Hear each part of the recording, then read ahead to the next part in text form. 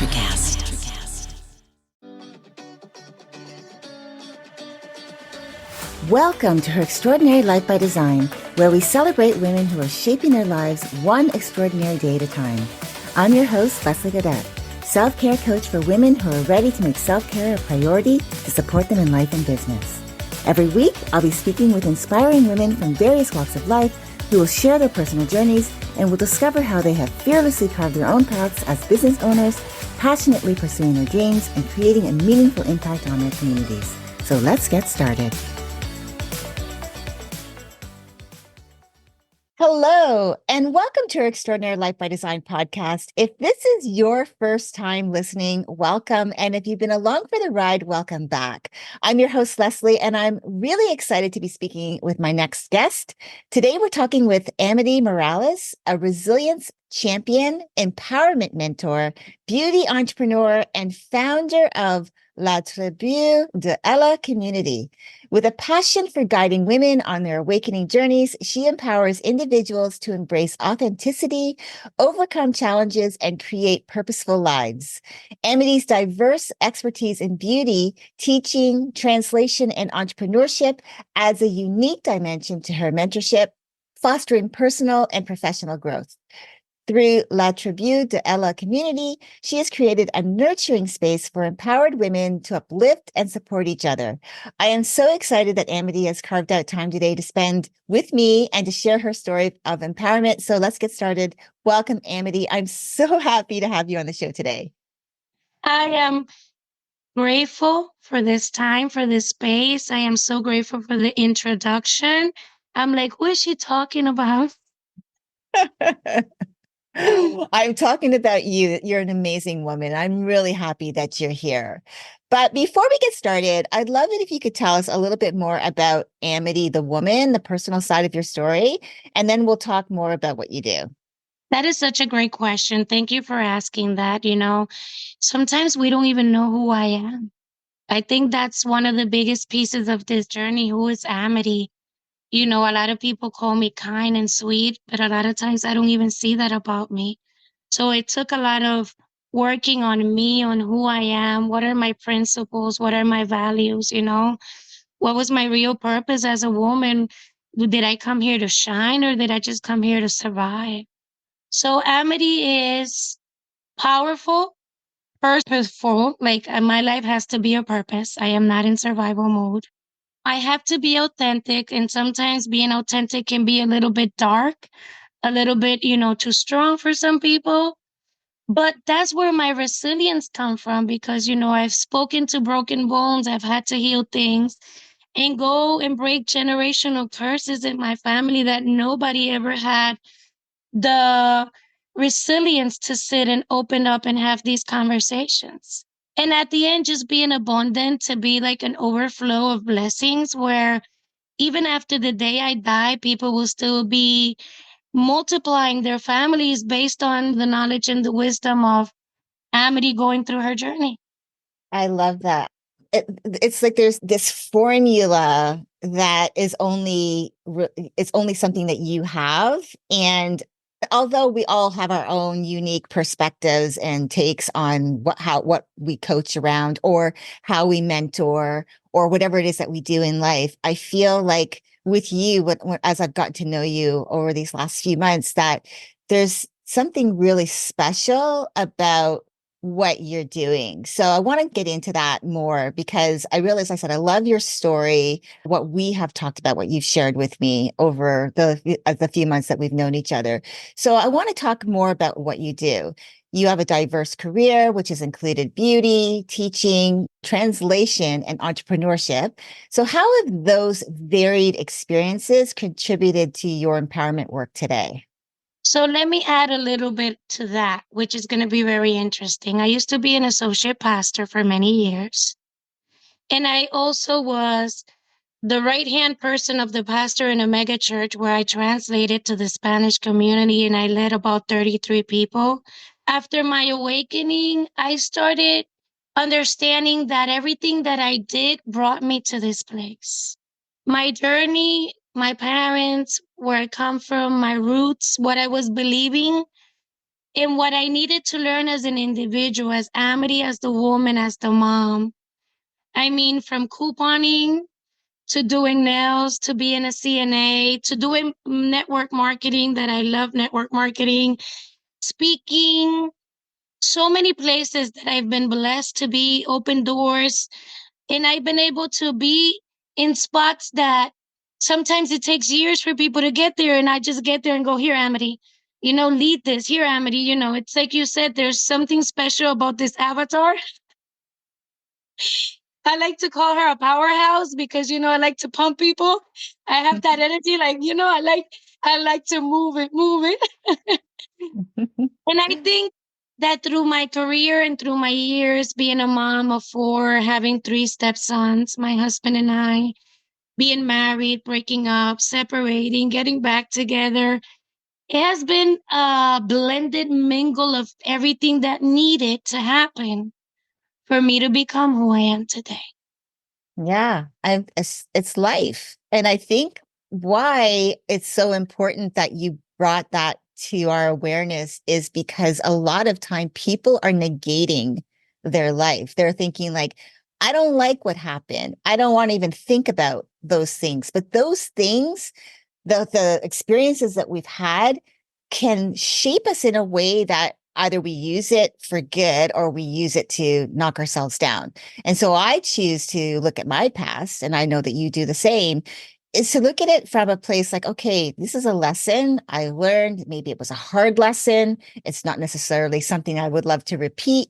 But when that question gets asked, I've heard this question asked, if you could go back and change anything, would you? And what would that be? For me, when I look at my life today, for me to say I would go back and change anything would then mean I'm negating everything that I have now because all of what happened for me, all of my experiences brought me to where I'm at today with the communities that I'm a part of, with the connections that I have, with the experiences that I'm experiencing.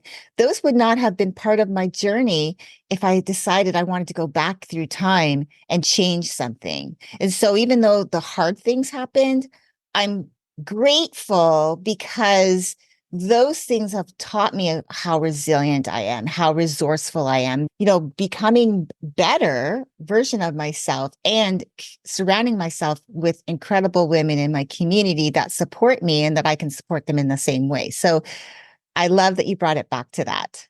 Really Let me important. piggyback on that because you started saying a lot of people don't talk about these subjects, and that was something from the baby boomers culture that we have to address. Mhm. My mom was so indoctrinated in a way from the culture of the woman that she can't speak up for herself or anything else like that. That when I go back to my heritage and my culture, because I'm talking about the way I overcame all of these traumas to today be able to speak that I overcame them. And that's the reason why I'm able to bring light to the darkness and speak it out without me feeling like I'm ashamed of who I am or I'm saying bad things about my parents. I'm not speaking bad about them. I'm not speaking bad about entities, cults, religion, or anything like that. I'm just sharing what my journey has been. And the reason why I had to realize, wait a second, as a mom, what am I doing with my kids? As a woman, what am I doing with my life? As a wife, am I giving the best version of me? Or am I wearing the mask? And it wasn't, any other kind of mask, but the mask of not being real and genuine and authentic with me. And that's why for me, I'd rather be ugly, but be real and just say it how it is. I like that. I resonate with people like that. I'm gravitated towards people like that because I don't want always to hear what I want to hear. I want to be able to be around people who will, of course, say it with kindness, but say Yeah. to me what I really need to hear in the moment because I feel like that's the only way I'm going to grow. So I love that. So what inspired you to create La Tribu De Ella community where you're focusing on uplifting and supporting women? And what needs were you hoping to meet through the community? You know what's so funny? We had this conversation because since our life is in a transition that we were talking about, me and my husband are just being grateful in so many ways. And I told him, do you know when I started this? And he looked at me and I said, I was in seventh grade when I had my first group of girls and we were 13. And I'm still friend of about 5 or 7 of them, just so you know. Through the years, through my journey, Leslie, I've always ended up being that person that leads groups. Whether it was in a church, whether it was in the community, whether I'm in an office and somebody needs help, I'm the one that's going to get up and lend you my chair. I'm the one that's going to get up and hold the door for you. It was a natural instinct since I was a young girl. Plus the values and the principles that I want to say my parents and the Latino community brings a lot about. We always tend to be a little codependent in the nature of it because we take way more care of our other people. So I saw my mom always being a caregiver to everybody around us and serving the community. They were in politics, they were in the church, like they did it all. So for me, it was like helping others is what I'm here to do, to serve. Yeah, no, I So love why? that. Why? Because I didn't have an Amity in my life. And I needed somebody just like this. As broken as I was, as real as I am, as transparent, like I don't have anything to hide. I don't pretend anything. If I'm working, I'm working. If I'm not working, I'm not going to be like, I'm working and hustling. No, there's a season for everything. There's days to work and there's days to rest.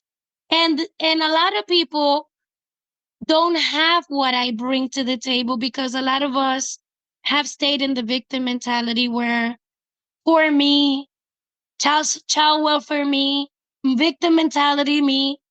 And Amity saw that in my family, in my cousins, in my own siblings. And I was like, that's not what I want for me. I was seeking, I was searching, I was seeking, I was searching. I went to many churches, many religions. I read many books, I read many Bibles, I read other cultures, Hinduism, Buddhism, because I was hungry. And now I sat here and said, okay, now you got some shit figured out. Now you could sit and be a teacher for people who have doubts and questions. And I could provide a safe space, a healing garden is what I call it, so they could come and we could have conversations that are some sensitive subjects that some people have been told in my culture, you'll speak, you don't have the right to speak, be silent, be quiet, you're less, you're a minority, you're a woman, and start speaking them up and open the Pandora box and be like, no, we really want to know. Because like artificial intelligence has a lot more information that we want to read about, but that's a choice. So that's the reason why I decided there's a 3% of the community out there that's awakened, that it's in a healing journey, that need stability, that needs a foundation, that they need pillars. And who's the mentor out there for them? Because I didn't have one. So I said, I'll be the volunteer. I became the volunteer to be the teacher and the mentor that I needed. That's why. I love that. That's so powerful. The why really is why we do what we do. And when you can tap into that, it's powerful because everything then that you do, every action you take, everything that you plan out, the words you speak, the interactions, your experiences are all around that why. So I Being love that. intentional. Hmm. Being intentional with my life, with my words, with my walk, with my thoughts, with what I eat, with how I say it. It's just being in the present moment. I'm not depressed. I'm not survival mode anymore, Leslie. I'm not just over broke. I'm not barely making it. I'm not working. I'm not hustling. I'm not running an American race. Whose dream is that? That wasn't my dream. I'm sorry. I woke up and was like, wait a second. I did what my mom did. She was breaking the spaghettis in pieces because she was boiling them in half, but we have pots as big now. I don't have to break them in half. I could just boil them completely and eat them like Italian people do because now I know how they do it. Puerto Rican people only had little coconuts that used to boil with 3 little blocks. We were Indian Tainos. And that's the reason why it's a mind shift. Like you said, you like to be open minded. And I like when you said that because you said, I like to talk to people that are going to challenge me to think out of the box because we've been in a box for too long and the building is empty. Like the breath. Do I stop for a moment and just breathe and be like, be still and know who's my provider, who's going to take care of me, and then rest? Yeah, which brings me to my next question. What advice would you give women who want to embrace their authentic selves, but they're feeling challenged or judged? Great question. I just got out of a consultation with a woman that has written 3 books. And she was saying, Amity, why am I struggling so much? And being able to bring my mentorship, my leadership, or being able to be that powerhouse and walking in that authenticity. And I said, a lot of times we avoid the things that we hear from our intuition. We are avoiding, we're going, but, and we're not focusing and sitting down and being intentional and saying, what is it really that I want to accomplish? Am I feeling joy? Because I don't even tell people be happy. Because if you want to be happy, you need to be sad to feel happiness. So I don't chase happiness. I'm living in joy because the joy of my God is my strength, you know? And I tell people, this is your story. This is your song. You're writing it. You have a pen, you're writing your vision, you're making it clear. And you're making sure that when the angels, if you believe in angels, some people don't, but guess all religions believe in angels. So let's talk about angels then. So when the angels come to read your vision, they're like, oh, wait, you're going to retire at 51?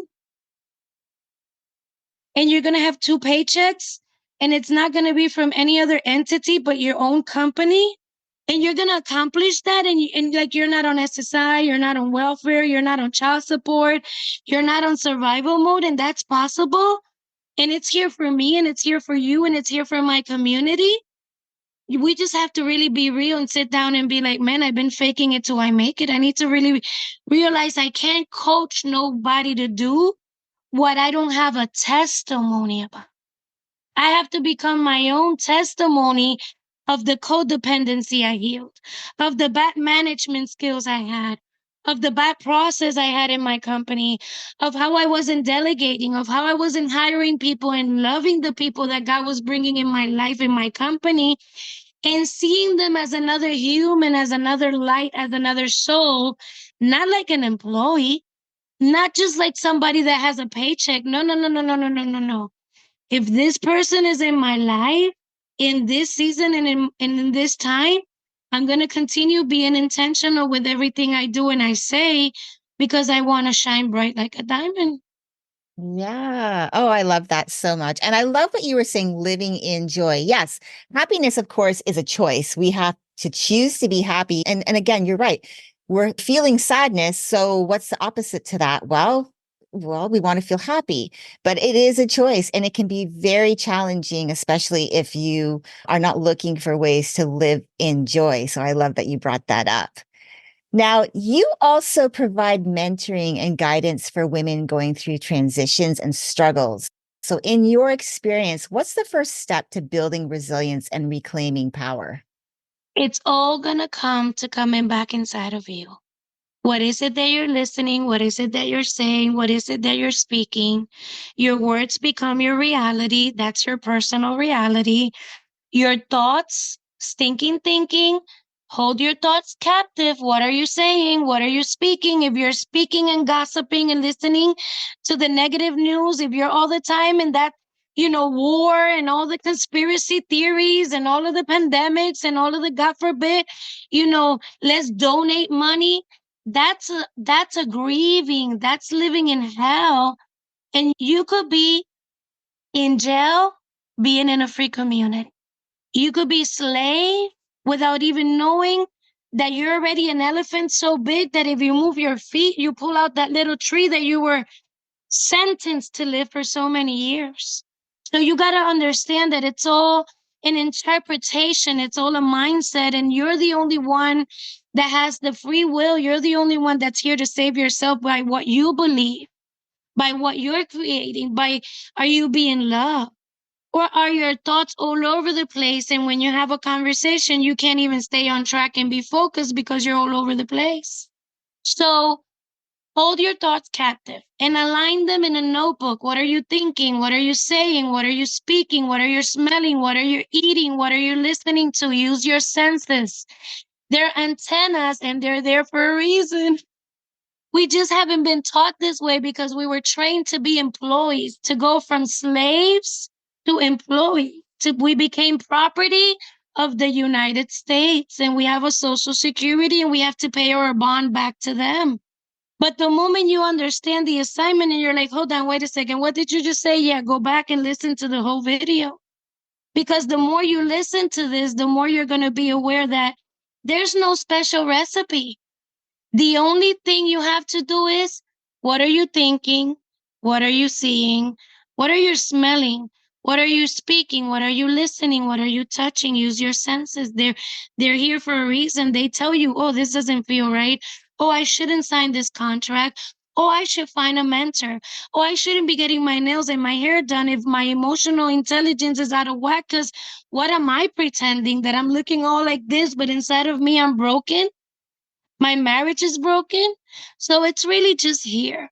You have to take all these belief systems of the four main pillars. Here you go. How's your health? Because your body's talking about how's your spiritual life. How's your spiritual connection with the divine? Where is it that you're looking for a God inside of you? Out of you? How are your relationships? Because if you don't have good health with what you eat, what you see, what you think, you don't have good spirituality. You don't know where you're going. You're like lost and you need to be found and you're still being a slave of your MasterCards. And the relationships are going to speak out of the abundance of your heart. They're going to say who you really are. Because when all these three pillars are in alignment, financial, from 1 to 10, how are you? Just over broke, barely making it? Or are you living in rivers of living water that overflows in your abundance for your family, for your friends, for your community? That's how Martin Luther King's dream becomes a reality, my sister. I have a dream also, but peace needs to start in my house because I need to preach from my house and be the testimony that other sisters need. There's nobody that I can look up to. Everybody's trying to get surgery, look young. They want to fake it. They want to hustle. It's not about how much money my bank account has. Steve Jobs said, no matter how much money I have, I'm still dying of cancer. Yeah. Oh, I love that answer. Thank you so much. I just have one last question for you. As a woman of color, how do you help empower other women of diverse backgrounds to embrace their authentic selves and overcome obstacles? What advice would you give them to support and uplift them? I think we're all so unique. I think that every soul, every body is a temple and it was made with a purpose for a time like this. And I think that when you embrace, whether it is your blackness, your curliness, your whiteness, your white hair, whatever it is, the moment we embrace the fact that the body ages and it's okay, because I know this human experience is for a limited time, cultures are magnificent. You know, ideologies, different religions, different ceremonies, different beliefs is wonderful. The way we connect with God in so many other ways that when Leslie knows how beautiful and unique and how I admire you for who you are, your peace, your boldness, we stop competing with who is white, who's black, and who's minority, because nobody's minority. We're all unique, and there's more than enough of each of us to become a world changer. So that Yeah. it's just us. It's just going, always going in. Yeah. Oh, I love that. Thank you so much. I am so grateful for you coming on today. You've shared so much inspiration, empowerment. I am just so incredibly grateful that I got to meet you back last year and that we're still connected. I love the fact that you have a community that you are mentoring women and you're making an immense difference in their lives because again, it starts with us, the talk, the inner self, as you were saying, how are we thinking? What are we saying to ourselves? What are we reflecting out into the world that's reflecting back to us? So I love what you're doing. And I hope that the listeners are feeling motivated because your advice is, like I said, it's incredible. And I hope that they embrace it, to embrace their true selves after they hear your story, because your ability to really inspire, helping others to turn their challenges into growth is really impactful. So I am really thankful for our connection. I am so thankful for you because I think we're a mirror. We're mirroring each other. You're also doing the same exact thing in the same exact way that I'm doing it. We just speak different languages because we come from different backgrounds and different cultures. But I think that this is the time and the season in the world where everybody realized that we were running against each other instead of for each other. And instead of creating community and going back to basics, we started running towards technology. We started running towards success. We started running towards we don't know what we were looking for in the future. And we forgot to be here in the now and in the present moment.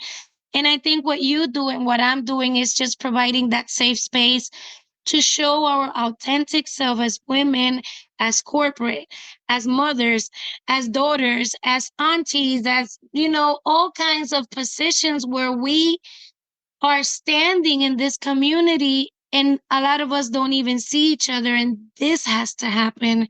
So many other women during the month of the women, which is when this is going to be posted, feel like, okay, so I'm not alone.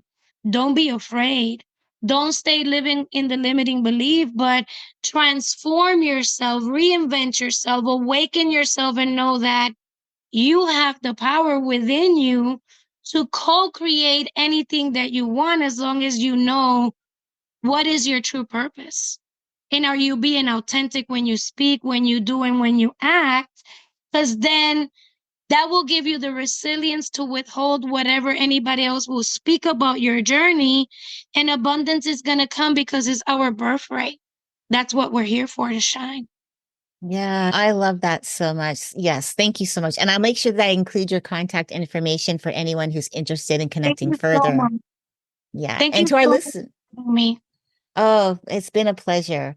And to our listeners, thank you for tuning in. I hope again that Amity's message inspires you to continue your self-discovery and your purpose for your life. Until next time, keep dreaming, keep believing, and designing your extraordinary lives one day at a time. Thank you for joining me on Her Extraordinary Life by Design. I hope you've been inspired and empowered by the incredible stories shared on this show. If you enjoyed this episode and the conversations we've had, I would greatly appreciate if you could take a moment to leave a review. Your feedback and support mean the world to me, and it will help others discover the podcast and join our empowering community. Remember to hit the subscribe button so you never miss an episode. Together, we can continue to learn from these amazing women, uncover their extraordinary journeys, and be motivated to create our own lives by design. Thank you again for tuning in. Until next time, stay empowered and keep shaping your extraordinary life one day at a time.